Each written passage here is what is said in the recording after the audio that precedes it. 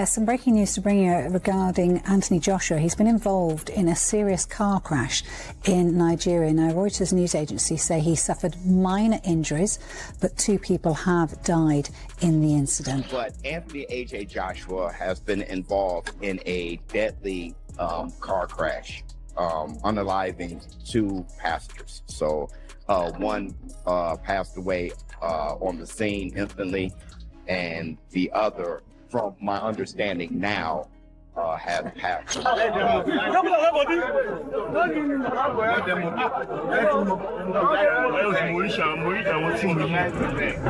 So word just broke that completely floored everyone in boxing. Anthony Joshua got caught up in a massive car crash over in Nigeria that ended up killing 2 people. And right now, the whole community is struggling to make sense of what went down. AJ survived the wreck, but knowing that innocent lives were lost makes this something way bigger than your typical sports headline.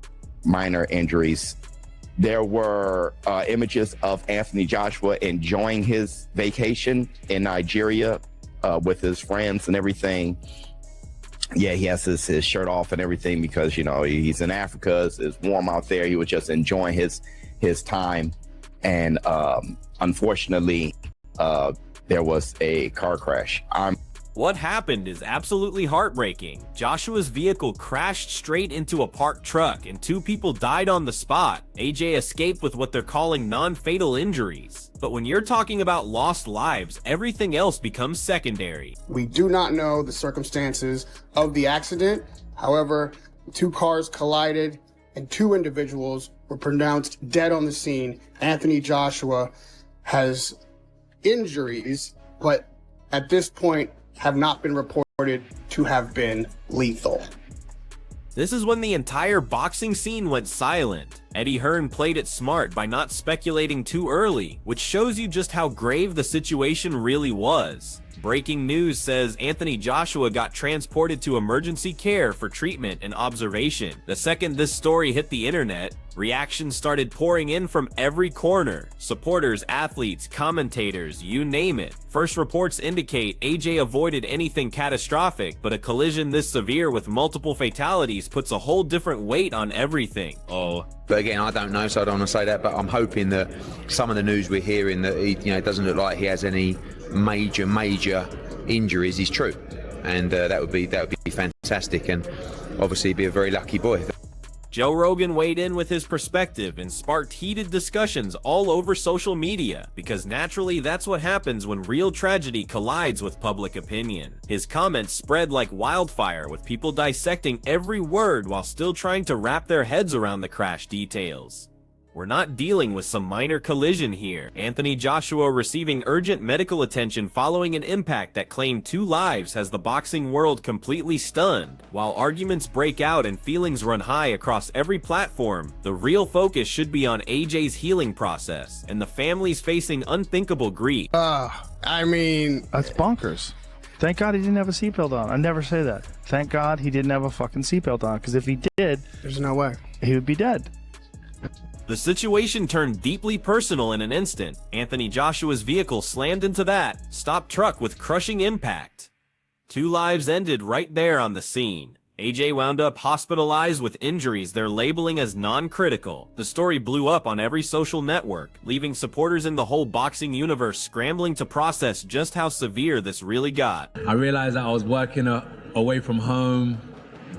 I was spending time with my friends. And my wife wasn't happy.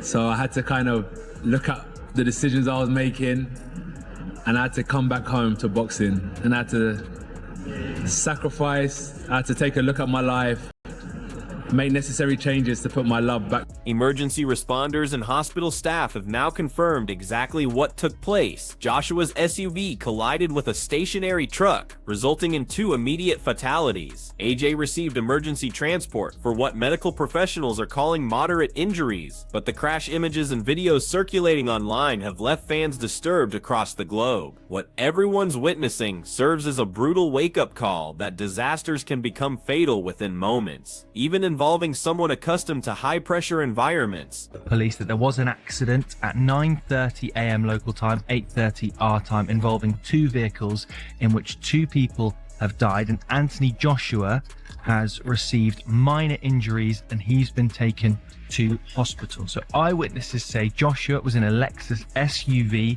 with 3 other passengers, and he was involved in an accident in which that Lexus collided with a truck that was stationary at the time. And there are videos online of a shaken Joshua being taken out of the car. So local police have confirmed that Joshua has suffered minor injuries, but that 2 people have died in that accident.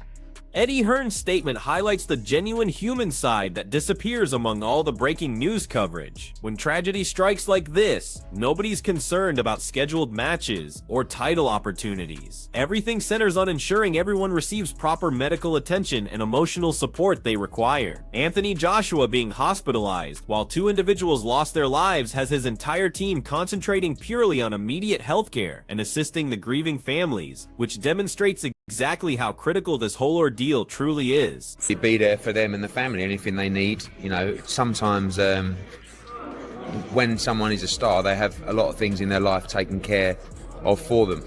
So you really have to move into that mode in this situation as well. Make sure obviously they're getting the best medical attention, make sure their family are safe and happy and happy. Here's what we can confirm. Anthony Joshua's vehicle accident has shaken the complete boxing community. Several pieces of information remain unclear, including whether additional passengers were in that truck. But currently, all attention stays on AJ and the families processing this devastating loss. Social platforms exploded with supporters offering thoughts and prayers, revealing just how overwhelming this entire crisis became. Even when injuries prove manageable, everything feels different knowing 2 people perished. Joshua's experience really forces everyone to reconsider what's important. SUV struck the stationary truck. So I just want to give you guys the breaking news. Unfortunately, Anthony Joshua was involved in a car accident in Nigeria. Prayers to Anthony H.A. Joshua. The complete scope of Anthony Joshua's collision is sinking in for everyone right now. 2 fatalities plus AJ hospitalized with major injuries.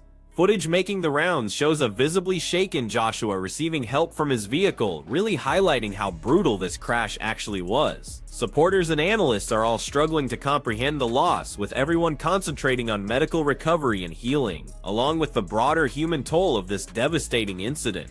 Breaking news, ladies and gentlemen, Anthony Joshua, future heavyweight Hall of Famer, has been in a severe car accident which killed 2 people. He is severely injured. He's still alive. There's footage out there of people helping Anthony Joshua out the vehicle. We don't know the details of what happened, if they was in a car accident, if they was just swerving around and lost control. We don't know, but my condolences go out to those who lost their lives.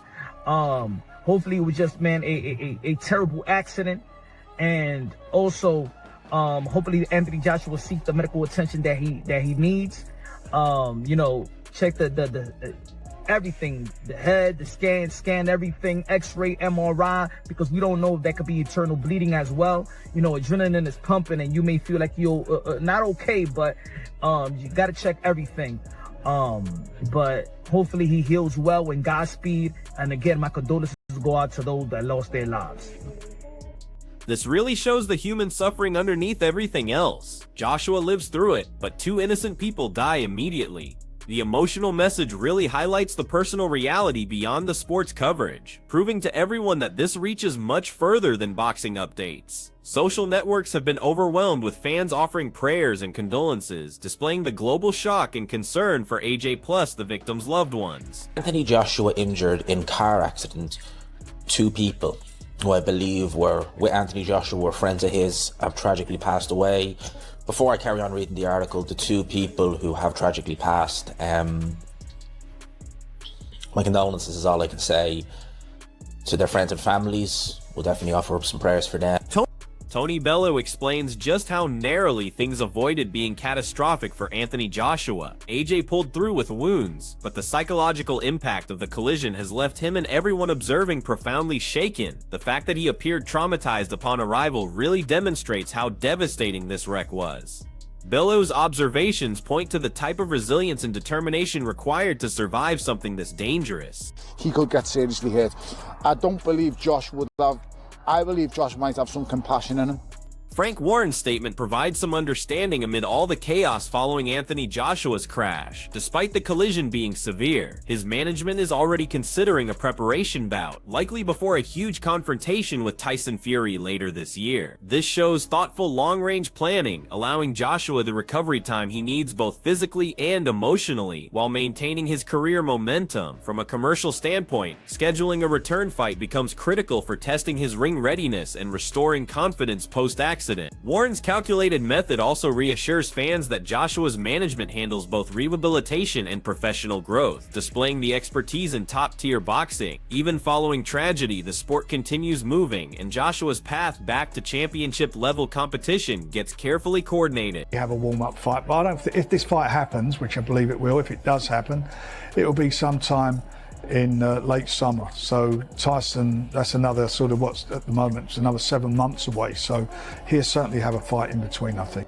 Johnny Nelson examines the commercial elements of championship boxing, noting that despite Anthony Joshua's crash, negotiations for the Tyson Fury bout are advancing quickly, showing how the financial machinery of boxing operates independently from external events. Nelson explains how rapidly deals get completed once both camps align their interests, reflecting Joshua's commitment to ring return from a seasoned commentator's perspective. Nelson notes that swift contract completion becomes vital because it creates schedules for preparation, healing, and tactical planning. While supporters focus on immediate accident consequences, the legal work occurring backstage keeps the match viable, maintaining audience engagement and marketing timeline. Nelson's breakdown reveals that elite fighters like Joshua must balance personal recovery with career obligations, where every decision impacts performance, public image, and financial success, and career direction. He said we were ready to do this. Just Tyson, that was the woman that was dragging his feet, signed a contract in 30 minutes or whatever.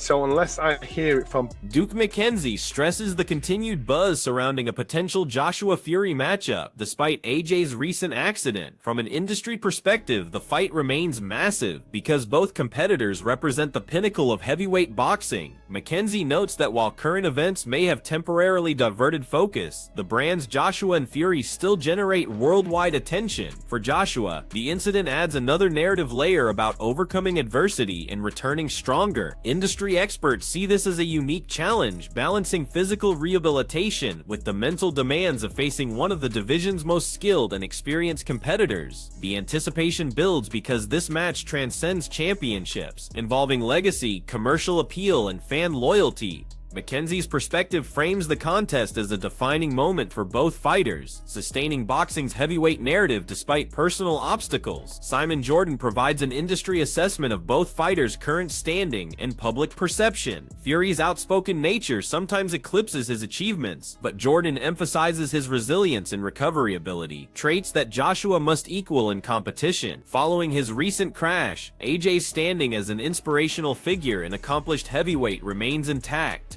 Industry insiders view this context as essential because Joshua must demonstrate both physical recovery and mental fortitude to counter Fury's psychological warfare. Jordan frames the narrative as a character examination alongside a technical battle, highlighting that victory depends on preparation, strategy, and focus. From an industry angle, this matchup combines athletic excellence with legacy construction, fan demands, and post-accident scrutiny, creating one of the most significant heavyweight contests in years.